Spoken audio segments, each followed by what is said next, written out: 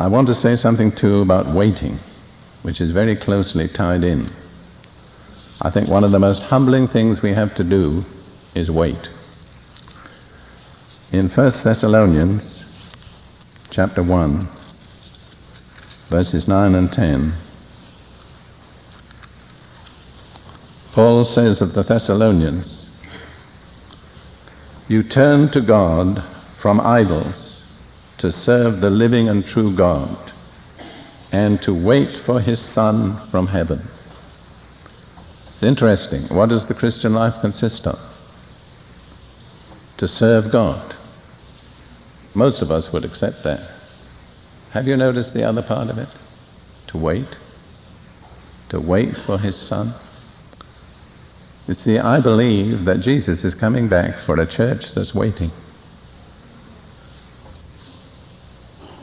I believe that in the providence of God, there will be a period when we'll simply be waiting. When it'll no longer be serving, we'll have done all that, but having served, we have to wait. What does waiting do? I suggest two things. First of all, it's a mark of faith. You're waiting because you believe God is going to intervene. You picture a group of people on a road. Some are there aimlessly, they're just standing around, they're walking up and down. But there's one man who's there because it's a bus stop. And he's different. He's there at a specific time, at a specific place, and he's looking in a specific direction. He's waiting for the bus. He has faith. He's different from all the other people on that road. The second thing that waiting does is it shows us our dependence on God. And I think here is one of the most important lessons that we have to acknowledge, gladly acknowledge, we're totally dependent on God. If God doesn't turn up, the whole thing is a failure. And so waiting as part of Christian discipline is first of all an expression of our faith that God will do what He says He will do in His time. And we cannot dictate the time. And secondly, it's acknowledgement of our dependence. God, I can't do it. If you don't do it, it won't happen. I have to wait. How long? We don't know. I don't know whether you ever realized that when God submits you to a test, He very seldom tells you how long. Have you noticed that?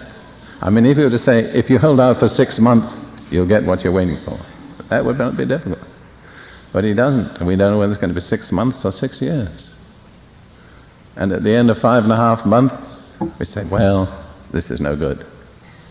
I might as well give up. And we're just half a month away from what we were waiting for.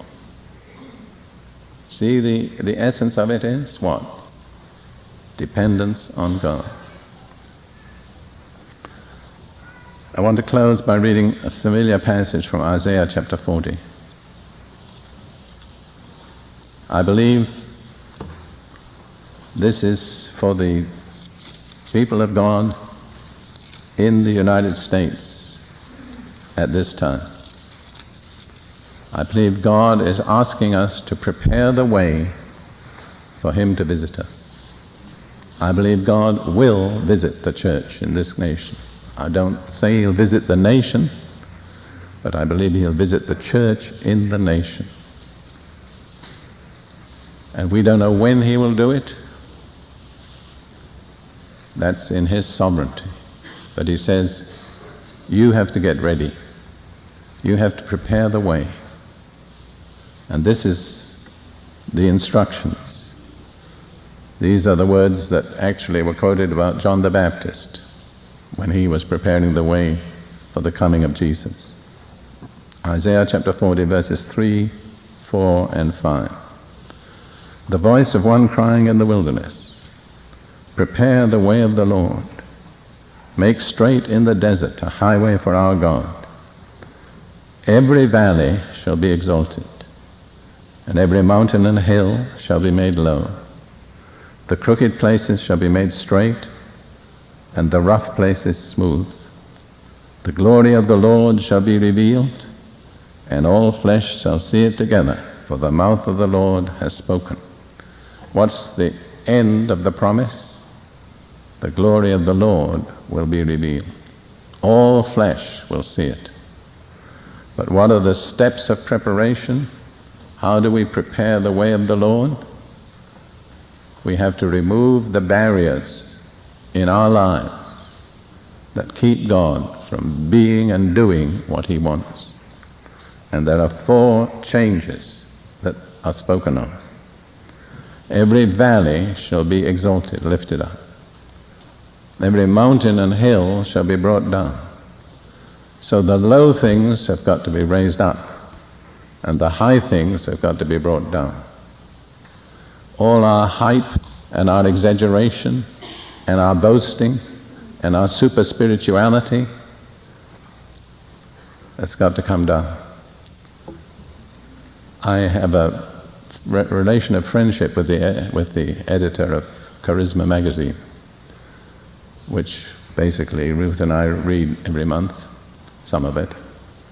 I said to him some time ago when we met in Britain, I said, I think the articles in your magazine are good, but I said, after I've read the advertisements, I feel I need a bath. I don't know that you could ever find a more continuous display of self-glorification than is found in those advertisements. And that is basically the keynote of the charismatic movement. Self-glorification, self-exaltation, self-promotion, all that has got to come down. God will not make His way through that.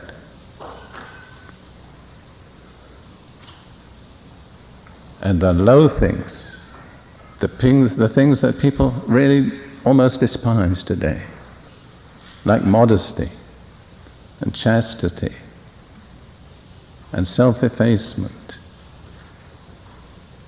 and being willing to serve and just to be in the background, those things have got to be lifted up.